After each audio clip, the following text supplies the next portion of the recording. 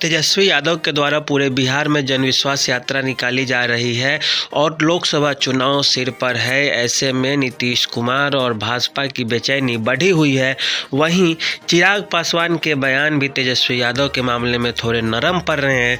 इससे अब ये भी कयास लगाए जा रहे हैं कि हो सकता है चिराग पासवान तेजस्वी यादव के साथ हाथ मिला लेंगे और ऐसी स्थिति में नीतीश कुमार और भाजपा की जो एनडीए है उसके लिए एक बड़ा मुसीबत पैदा हो जाएगा।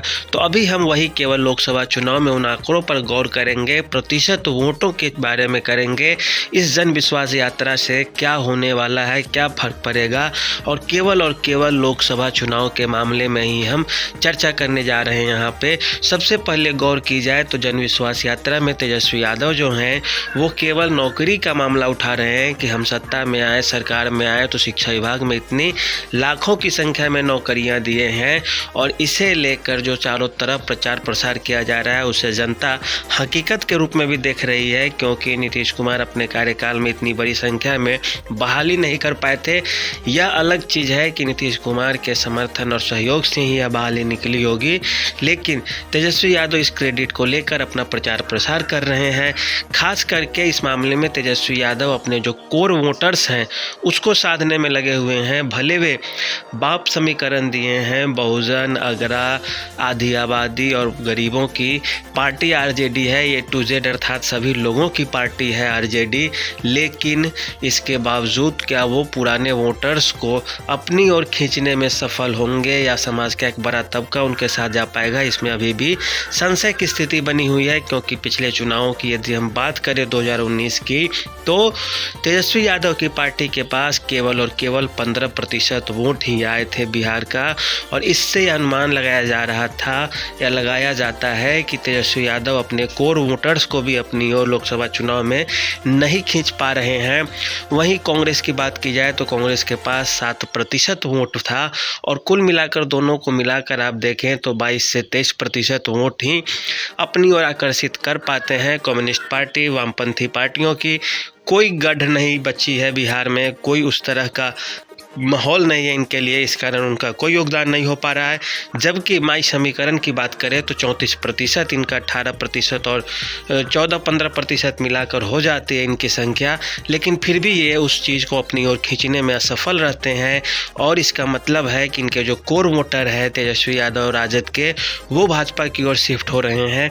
वहीं दूसरी ओर बात करें भाजपा की, तो भाजपा के पास जो वोट बैंक है वह लगभग 24% के पास है। नीतीश कुमार के पास जो था लोकसभा चुनाव में खास करके 22% हो जाता है, और दोनों को मिला दें यदि जदयू और भाजपा को तो 46% वोट बैंक इन दोनों के पास लोकसभा चुनाव में रहती हैं। इसके साथ ही साथ लोक जनशक्ति पार्टी के मिलने से 8% और वोट बैंक में इजाफा हो जाता है और यह कुल मिलाकर हो जाता है 54%। इस तरह से आधे आंकड़े को पार करने के कारण एनडीए बिहार की ज़्यादा से ज़्यादा सीटें जीत लेती हैं। इस बार स्थितियाँ क्या रहेंगी वह तो समय बताएगा आने वाला, लेकिन अभी जो माहौल है वही है। तेजस्वी यादव के विश्वास रैली में, जन विश्वास यात्रा में काफ़ी भीड़ जुट रही है, लोगों की संख्या बढ़ती जा रही है। खास करके बेरोजगारी के मामले में तेजस्वी यादव कहीं भी नीतीश कुमार से आगे अभी ठहर जा रहे हैं, और नीतीश कुमार को इस चीज़ के लिए, इस क्रेडिट की होड़ जो लगी है लेने के लिए, उसमें नीतीश कुमार को भी अब आगे आना होगा, तभी जाकर आप तेजस्वी यादव के रथ को रोक सकते हैं। तेजस्वी यादव भले ही नए नए समीकरणों पे बात करें, इसका विधानसभा चुनाव में कुछ अलग असर पड़ने वाला है जो हम आपको आज शाम की इस वीडियो में बताएंगे। लेकिन अभी जो स्थिति है लोकसभा चुनाव को लेकर, उसमें तेजस्वी यादव कुछ भी कर ले, कितना भी कर ले, लोकसभा चुनाव के लिए अपने पक्ष में वे माहौल नहीं बना पा रहे हैं, क्योंकि लोकसभा चुनाव के मुद्दे कुछ और होते हैं। वहाँ कांग्रेस और भाजपा को जोड़कर देखा जाता है।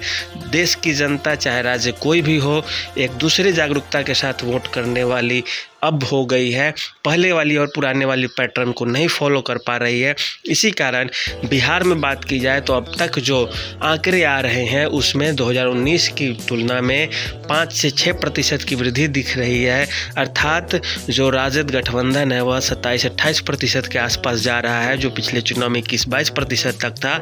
वहीं जो भाजपा गठबंधन है वह अपने 55-56% से घटकर 49-50% के आसपास अभी लड़ाई करती हुई दिख रही है। ऐसी स्थिति में अभी राजद के लिए एक और जो बड़ी समस्या है वह है पप्पू यादव, क्योंकि यादव वोट बैंक में हर पार्टी की तरफ से मजबूत नेता खड़ा हो रहे उठकर, और यदि यादव वोट बैंक लोकसभा चुनाव में इधर से उधर टूटता है या टूटेगा तो फिर स्थितियाँ सामान्य नहीं रह जाएंगी राजद के लिए भी या तेजस्वी यादव के लिए भी, और इस चीज़ से कैसे वे निकलेंगे यह देखने लायक होगी। नीतीश कुमार भी चुप बैठने वाले नहीं होंगे, भाजपा वाले भी चुप नहीं बैठेंगे और मामला फंसता जाएगा।